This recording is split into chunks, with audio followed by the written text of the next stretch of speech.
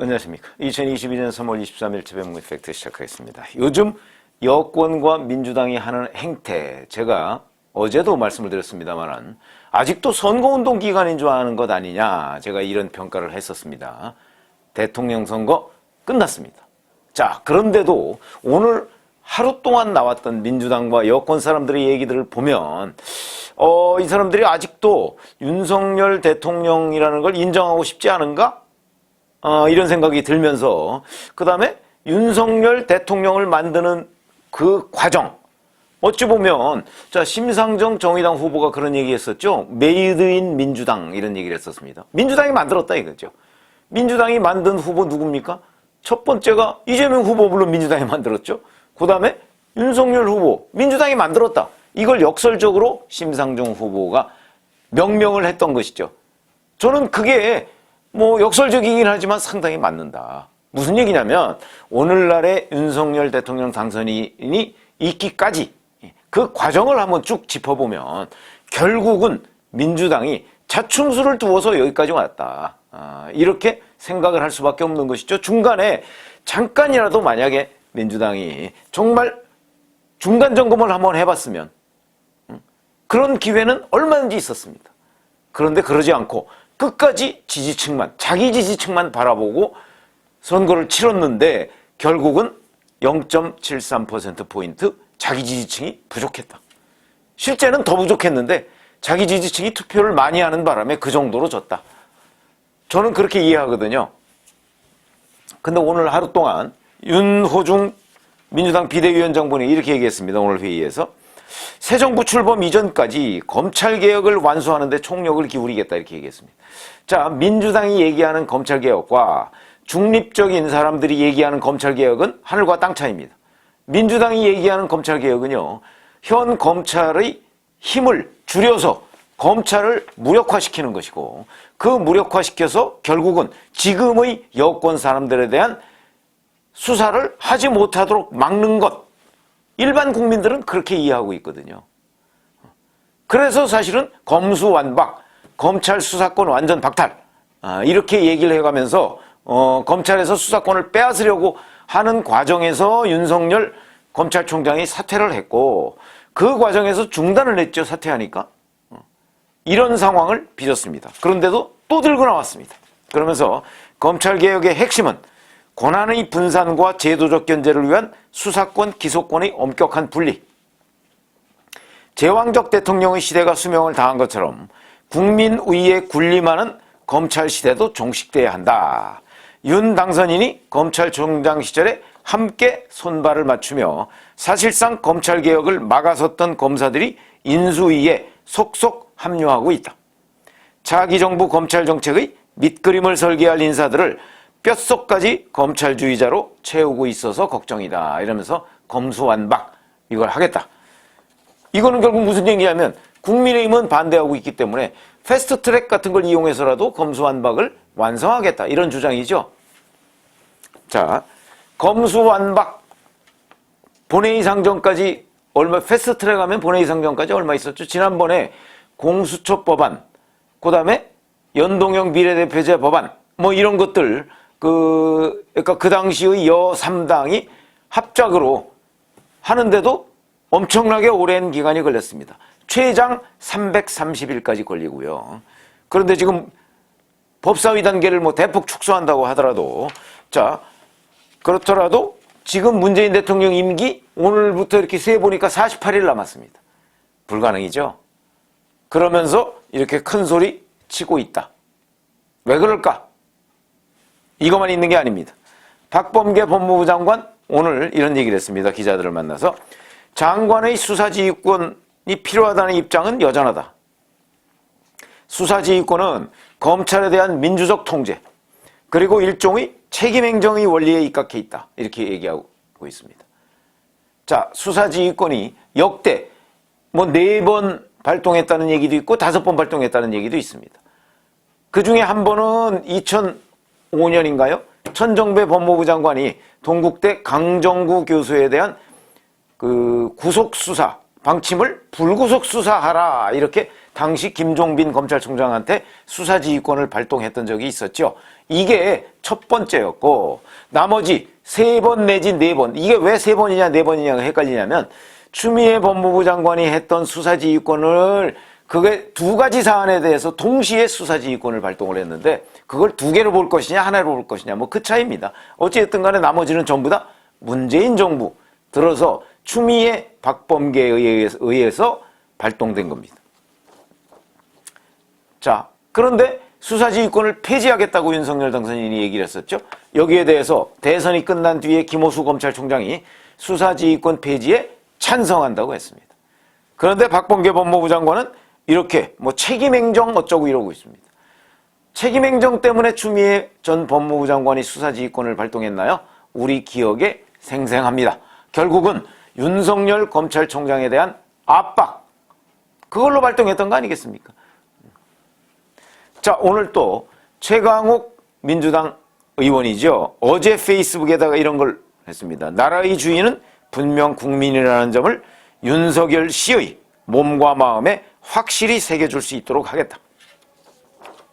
청와대를 떠나며 써올린 다짐에도 불구하고 정치검사들의 준동과 음모를 막아내지 못해 지금의 결과를 낳았다는 자책에 많이 힘들었다. 그 다음에 채널A 사건, 근데 이 최강욱 의원은 채널A 사건 때요, 허위사실 유포, 뭐 이동재 기자가 뭐 검언유착 의혹이 핵심이다 어쩌고 뭐 이런 얘기하고, 그래서 지금 허위사실 유포 혐의로 재판을 받고 있습니다. 자, 우리 이런 거 한번 생각해 보시죠. 윤호중, 박범계, 최강욱 이런 사람들이 오늘 보여줬던 이런 말과 행동, 이게 과연 국민 눈높이에 맞느냐? 그거는요, 윤석열 검찰총장이 검사에서 대통령이 되기까지 몇 년 안 걸렸습니다. 검사에서 하면 그건 문재인 정부의 5년 과정, 그게 결국 윤석열 대통령의 성장 과정입니다. 이렇게 생각해 보시죠. 자, 윤석열 당선인이 서울중앙지검장이 될 때, 윤석열 당선인을 알고 있는 사람은 저는 사람에 충성하지 않습니다. 이 정도의 윤석열 검사밖에 몰랐습니다. 무슨 뭐 대선 턱도 없었죠. 대선 후보로 아무도 취급한 사람이 없었습니다. 중앙지검장 끝날 때까지 그랬고요. 검찰총장으로 발탁됐을 때도 마찬가지였습니다. 그런데 검찰총장으로서 조국 법무부 장관 내정자에 대한 수사에 착수했다. 그때부터 여권의 집중적인 탄압이 이루어졌고요. 자, 그러면서 그해 10월 달에 이른바 조국 사태가 벌어졌습니다. 그러니까 여권이 조국 구하기에 나선 거죠. 그래서 서초동 시위, 광화문 시위, 서초동은 조국 수호, 광화문은 조국 구속, 이렇게 돼서 뭐 나라가 반쪽이 났다. 근데 실질적으로는 나중에 여론을 봤더니 나라가 반쪽이 아니었습니다. 결국 조국 수호 세력은 소수였습니다. 그런 과정을 거쳐가면서 이른바 문재인 정부 진영 내에 있던 뭐 김경률 참여연대 집행위원장이라든가 아니면 진중권 전 동양대 교수라든가 뭐 권경애 변호사라든가 뭐 신평 변호사라든가 이런 상당수의 친문 진영에 있었던 그런 사람들이 친문 진영을 이탈하기 시작했습니다. 왜? 국민 눈높이에 친문은 맞지 않는다.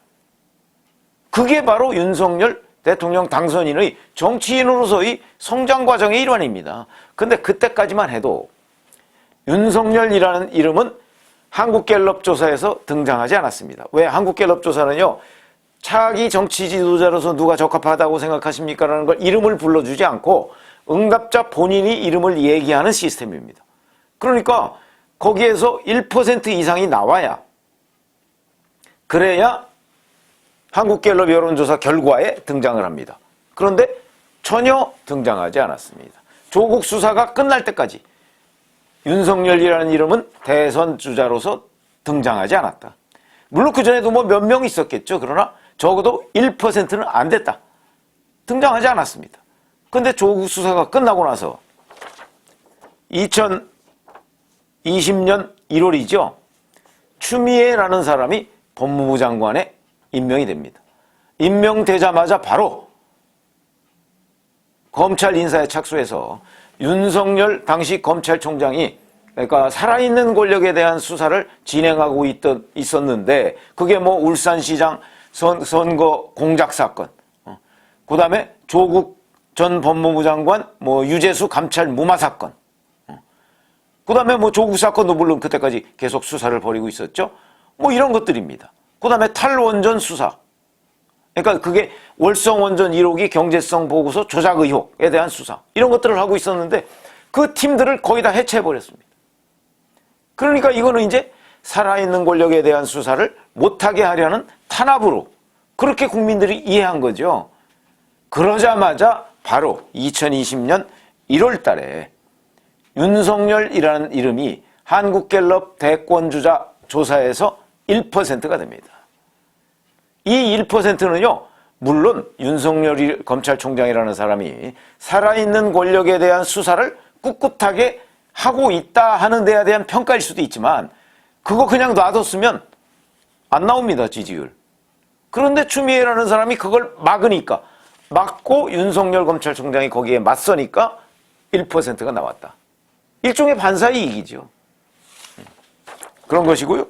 자, 그리고 그 1년 동안에 추미애 법무부 장관이 수사지휘권 발동해, 뭐 직무정지 청구해, 그 다음에 뭐 징계 청구해, 온갖 종류의 탄압을 가했습니다. 이른바 식물총장 아닙니까? 뭐 이렇게 본인이 항변할 수 있을 정도로 인사권도 박탈하고요.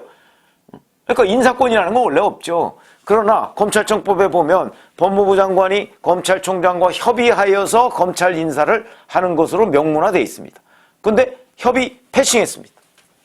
이런 과정을 거치면서 그해, 그러니까 1월 달에 1%가 12월 달에 한국갤럽 기준으로 13%가 됐습니다. 이렇게 되면서 이제 이른바 야권 주자 거의 1등으로 떠오르게 된 겁니다. 메이드 인 민주당이 있죠. 심상정 후보 말대로. 자, 이 과정에서 보면 그러다가 2021년 3월, 작년 3월이죠. 뭐 3월 4일에 그 즈음에 민주당 사람들이 검수완박을 합니다. 아, 이대로는 안 되겠다. 검찰의 수사권을 완전히 빼앗자. 그게 검수완박입니다. 그러자 윤석열 검찰총장이 자, 나 때문에 검수완박을 하겠다면 내가 사퇴하겠다. 그걸 명분으로 검찰총장을 3월 4일 날 내려놓습니다. 그리고 나서 지금까지 이제 정치 뭐를 모색하다가 작년 6월 달에 정치에 진입 선언을 했고요. 올해 대선에서 당선이 됐는데, 자, 여기에서 보면 제가 말씀드리는 게 바로 이겁니다. 자, 오늘 윤호중 비대위원장이 얘기한 거는 바로 그 검수완박입니다. 그 검수완박의 여권의 검수완박 추진이 윤석열 당선인을 만드는 데 기여했다. 제가 이렇게 말씀드렸죠. 그것 때문에 검찰총장을 내놨다. 적어도 그게 명분이 됐다. 이렇게 얘기를 하니까. 그 다음에 박범계 법무부 장관이 얘기하는 수사지휘권, 이것도 추미애 법무부 장관 시절에 몇 차례, 3번 또는 4번, 아니 2번 또는 3번이군요. 박범계 법무부 장관도 한 번 했으니까 2번 또는 3번 이렇게 발동을 했는데 그것도 결국은 추윤 갈등 속에서 윤석열 검찰총장의 대선 후보로서의 지지율을 높이는 데 상당한 기여를 했다. 이렇게 평가할 수 있는 대목이고, 최강욱 의원의 이 말도 안 되는 여러 가지의 얘기, 채널A 사건 뭐 이런 것들도 결국 윤석열 검찰총장의 위상을 오히려 높여주는 데 기여를 했다. 저는 이렇게 판단을 하는데 바로 이런 것들을 지금 이 사람들이 똑같이 하고 있습니다. 윤석열 현상의 본질이 뭡니까? 공정과 정의, 그 다음에 살아있는 권력이든 죽은 권력이든 검사로서의 직무를 다 한다, 다 해왔다. 그거를 우리 국민들이 평가해 준 결과 아니겠습니까? 그래서 대통령까지 만들어 놓고, 자, 지금 이제 취임을 48일 남겨놓은 이 시점에도 민주당과 여권 사람들은 또다시 과거의 레파토리를 반복하고 있다 이거죠. 이렇게 되면 이거는 결국 윤석열 현상의 교훈을 현 여권이 실감하지 못하고 있다. 그 얘기는 다른 말로 표현하면 윤석열 대통령을 인정하고 싶지 않다는 건데, 본인들이 아무리 인정하고 싶지 않아도 우리 국민들은 윤석열을 뽑은 게 틀림없고 그 다음에 윤석열 당선인은 48일 뒤이면 이 나라의 대통령이 됩니다. 그렇기 때문에 제가 보건대는 아마도 이런 식으로 신구 권력 간 충돌, 문재인 대통령이 사실은 앞장서서 주도하고 있는 국면 아닙니까? 신구 권력 간의 충돌을 계속해서 유지해가고, 그 다음에 여권 사람들의 인식이 여전히 윤석열 현상을 만들어낼 때의 그 과정과 사고방식, 그 어떤 집단적인 최면, 이런 데서 벗어나지 못하고 있다면 결국은 윤석열 현상은 앞으로도 계속될 가능성이 있고, 가장 가까이에는 오늘이 지방선거 70일 전입니다. 6월 1일 지방선거에서 그 현상이 다시 한번 드러날 가능성이 있다. 이렇게 생각하거든요. 0.73%포인트로 진 것도 대한민국 현행 선거제도에서 패배입니다. 그러면 6월 1일 지방선거에서 몇 퍼센트가 됐건 윤석열 현상이 지속되는 한 여권은 또 질 것이다. 지금 민주당은 또 질 것이다.